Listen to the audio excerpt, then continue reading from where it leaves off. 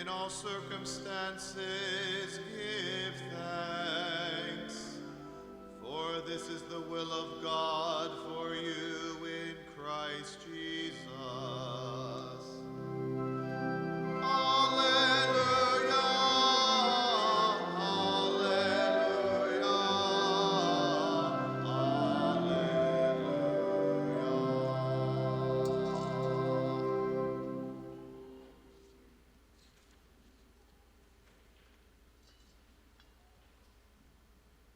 The Lord be with you.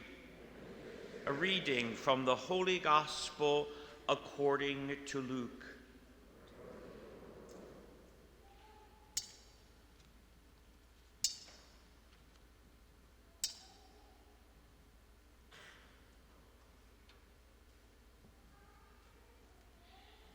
As Jesus continued his journey to Jerusalem, he traveled through Samaria and Galilee.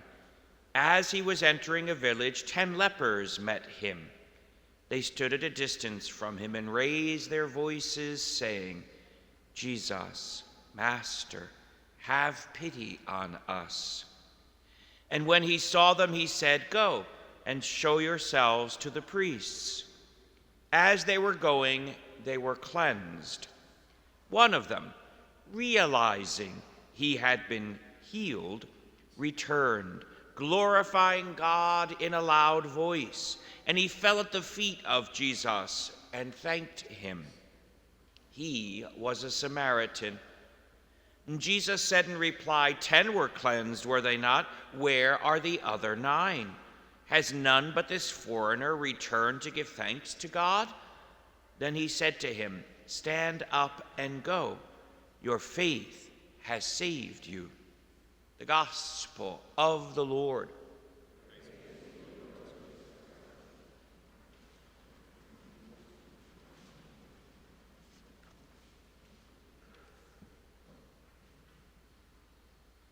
Remember Jesus Christ, raised from the dead, a descendant of David. Such is my gospel, for which I am suffering even to the point of chains, like a criminal. But the word of God is not chained.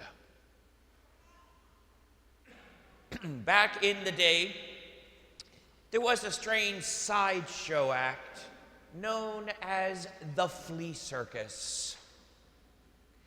The fleas would be in a little container, and they would leap very gently from one part of the ring to another, pushing little carts and walking on tight ropes.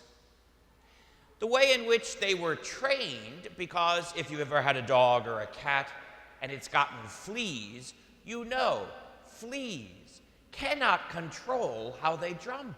They jump very, very high and very far. It's amazing to see. So how were they able to contain the fleas to just jump as much as they needed to do the tricks for the flea circus? Well, when they would start with them, they would put a glass top over them, so you couldn't see it really. And when the fleas would try to jump, they would hit the glass and fall back down.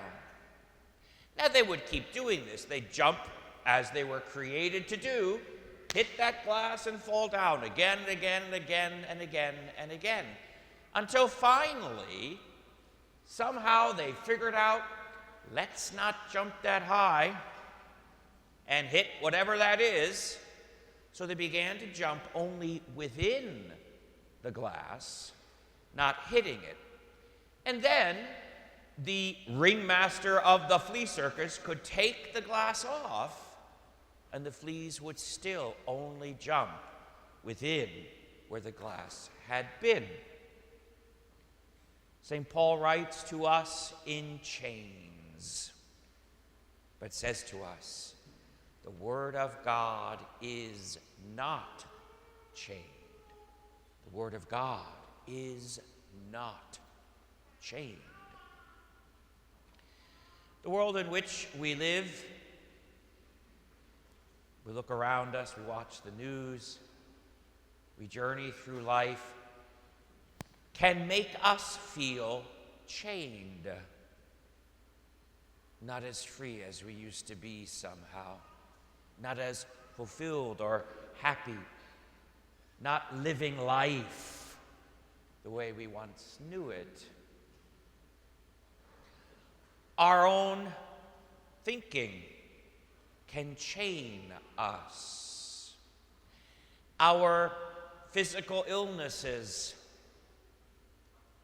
the passing of years and our not being able to do what we used to do, can feel like we have been chained.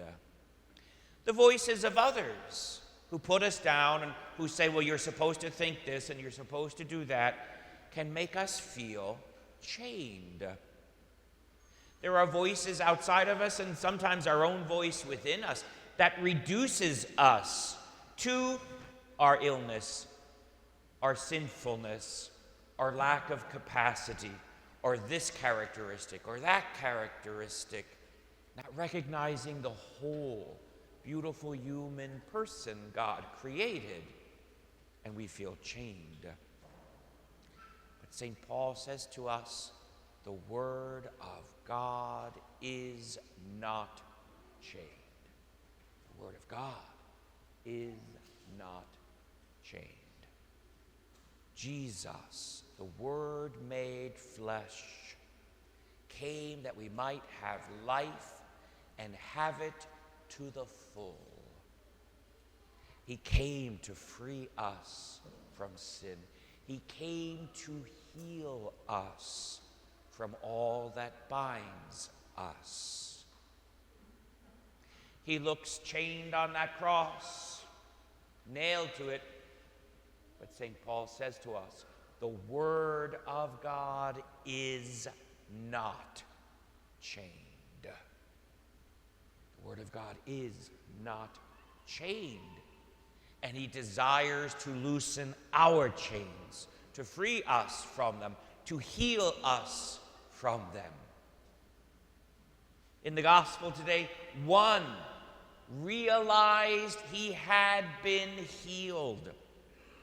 The others were healed, but one of them realized it, woke up inside in his own thinking, in his own way of seeing himself, realized he was seeing himself freed from the chain of leprosy.